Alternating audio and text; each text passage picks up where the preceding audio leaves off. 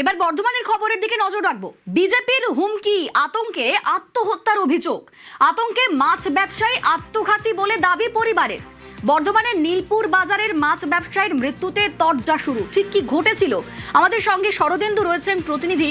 শরদিন্দু, এই অভিযোগ যে বিজেপির হুমকি, আতঙ্কে মৃত্যু হয়েছে, আত্মঘাতী করেছেন, এই এমনটা অভিযোগ কেন উঠছে?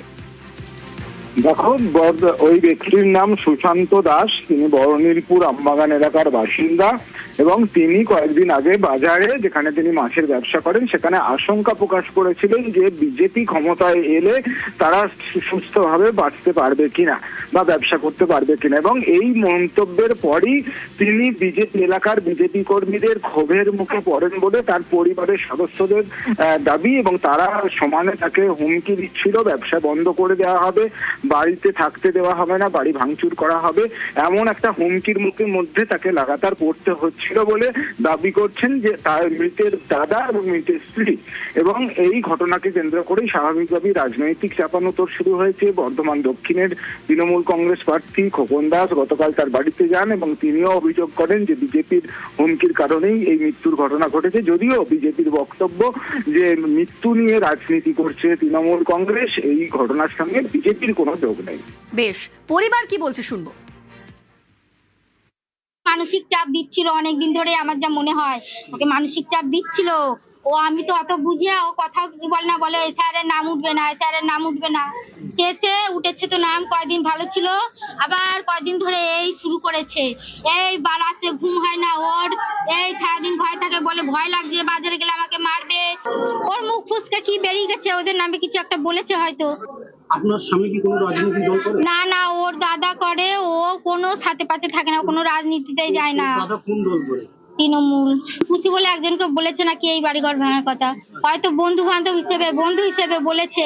সেই এখন সে সাত পাঁচ করেছে, কি করবো বলুন।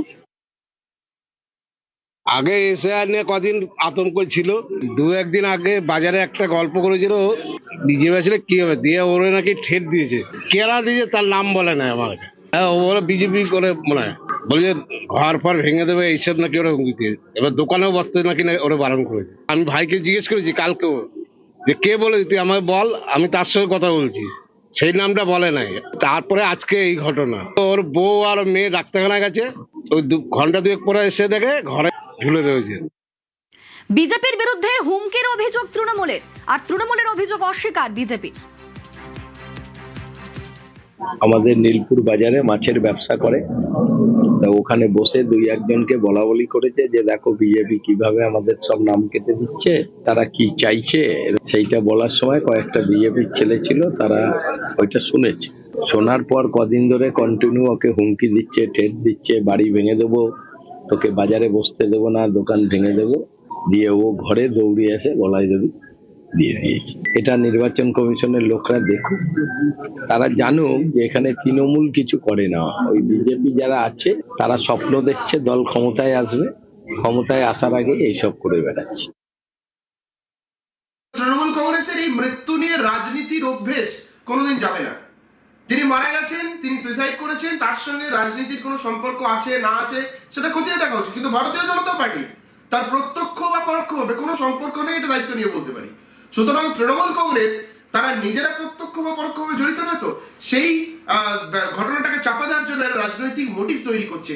এবং তৃণমূল এখন পাগলের প্রলাপ বকছে।